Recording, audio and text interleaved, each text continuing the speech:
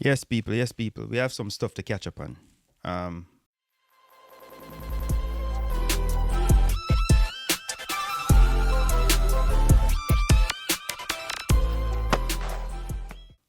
a few stuff to talk about. There is a matter that requires your immediate attention. Yes, sir. There's a matter at hand that I definitely need to talk about when it comes on to Arsenal Football Club. Because now, the naysayers are back. The hypocrisy. We got rival fans taking a dig. And I must say, the confidence in the club right now looks pretty shaky. So let's dive right into it, guys, because obviously, like I said, there's stuff to talk about. And I first want to point, because this one in particular, people don't talk about a lot. People don't talk about the commentary when it comes down to football games in the Premier League also, because I believe there's an issue when it comes down to commentators. You can clearly hear the bias when they speak. So with that being said, I watched the Champions League game between Club Brugge, or whatever, if that's the name they pronounce, and Arsenal. And honestly, the commentator, I've researched, tried to find what his name was, but every single time I listen to that guy. Good strength from Madueke. His left says in his wake. Madueke!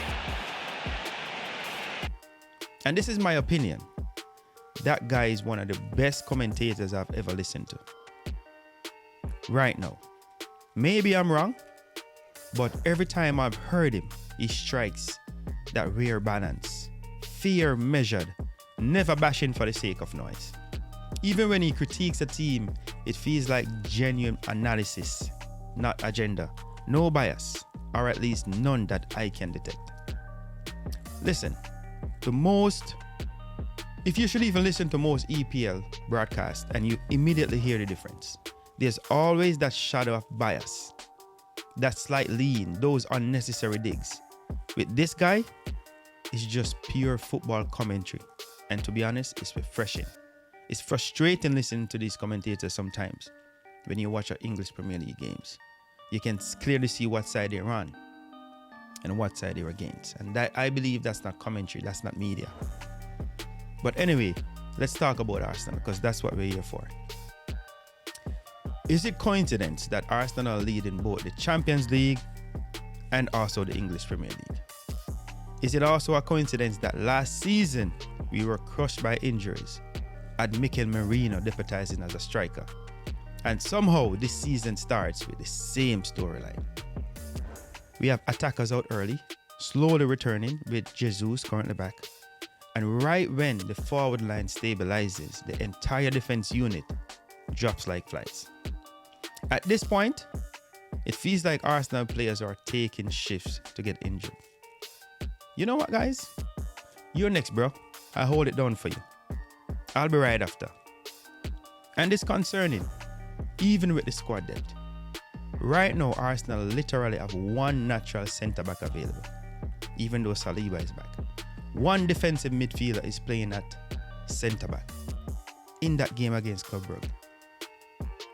A defensive midfielder. That's what we have to do to make it work. This is levels of chaos that no top side should be navigating in December. December is when it really kicks off. And then came the Aston Villa loss. The funniest part, the bar Arsenal have set is so ridiculously high that one defeat, while still top of the league, as the whole Premier League fan base celebrating. The flip-flopping is insane. They praise Arsenal 1 week, then hide their jealousy behind fake outrage the moment we drop a point. But listen, man, it's not over until it's over. Arsenal's mission continues, even with injuries. Injuries dragging us off rhythm. The vibe inside the squad is still strong. The fight is still real. And one person I'm genuinely buzzing for is Gabriel Jesus. You can see how much it means to him just to be back out there, smiling, grinding, contributing. His energy is priceless.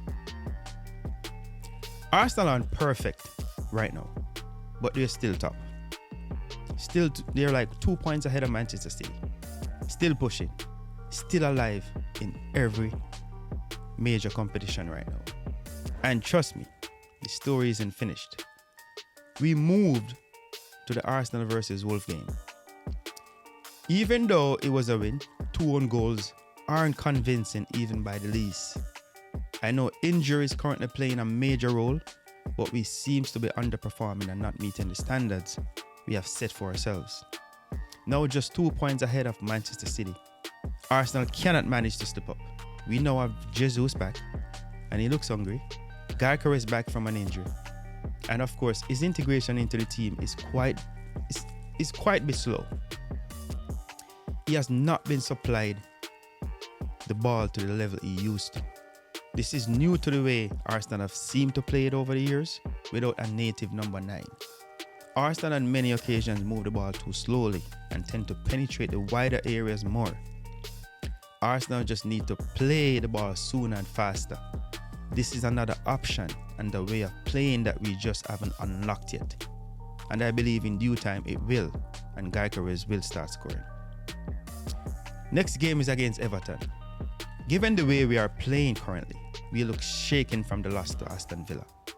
It will be good to get that confidence back. Don't think it will be easy, but we go for all 3 points.